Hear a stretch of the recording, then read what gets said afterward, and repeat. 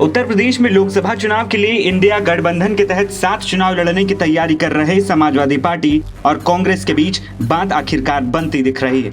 चुनाव से पहले सीट शेयरिंग पर बात तमाम बाधाओं को पार करते हुए अब अखिलेश के बयान के बाद सब कुछ साफ हो गया है। मंगलवार को मुरादाबाद पहुंचे अखिलेश यादव ने ऐलान कर दिया है कि कांग्रेस के साथ गठबंधन होगा, लेकिन अभी तक ये स्पष्ट नहीं है कि कौन सी पार्टी किस सीट पर चुनाव लड़ेगी। राहुल गांधी जी की यात्रा का 2 जगह आप शामिल नहीं हो पाए। अंत भला तो सब भला, क्या समझे? तो क्या माना जाए? आप समझदार हो? सब गठबंधन होगा या सीट शेयरिंग को लेकर होगा। के विवाद छिड़ा हुआ है।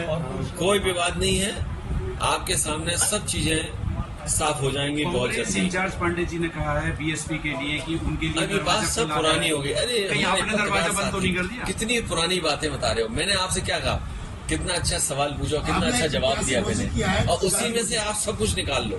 आपकी पार्टी के सलीम शेरवानी है, अंत भला तो सब भला। सलीम शेरवानी ने समाजवादी पार्टी छोड़ने की बात करी है और वो कह रहे हैं कि पीडीए को जो है बर्बाद कर दिया है, पीडीए में कुछ नहीं है।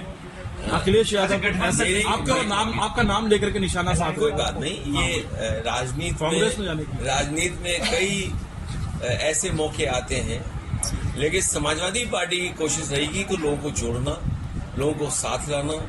अगर पार्टी में कहीं कुछ नहीं कभी दे पाए तो समय आने पर बहुत से लोगों को देने का काम पार्टी करेगी। किसान आंदोलन चल रहा है, किसान दिल्ली कूच के लिए जा रहे हैं, फिर से क्या असर रहेगा? एक सेकंड गठबंधन नहीं हो पाया। ये क्यों सोचते हो आप?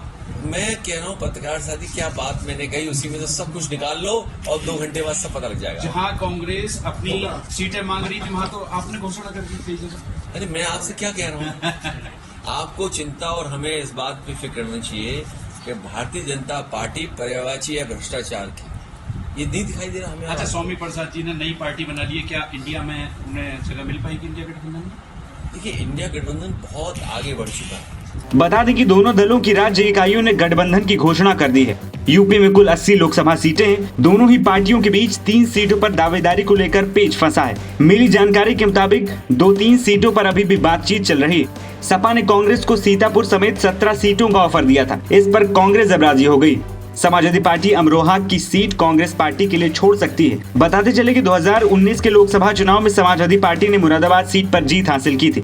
मुरादाबाद में मेयर के चुनाव में कांग्रेस दूसरे स्थान पर रही थी और मामूली अंतर से हार गई थी। यूपी में सपा अब तक कुल 3 लिस्ट में 32 उम्मीदवारों की घोषणा कर चुकी है। पहली सूची 30 जनवरी को आई, इसमें 16 उम्मीदवारों का ऐलान किया गया था। दूसरी सूची में 11 और उम्मीदवारों की घोषणा की गई। इस लिस्ट में डॉन से नेता बने मुख्तार अंसारी के भाई और बसपा सांसद अफजाल अंसारी का नाम भी शामिल है। तीसरी सूची में 5 उम्मीदवारों के नाम थे। बदायूं से शिवपाल यादव को उम्मीदवार बनाया गया था। बताते चले कि 2017 में जब चुनाव हुए तब यूपी की सत्ता में सपा थी और चुनाव के वक्त सपा कांग्रेस में अलायंस हुआ था।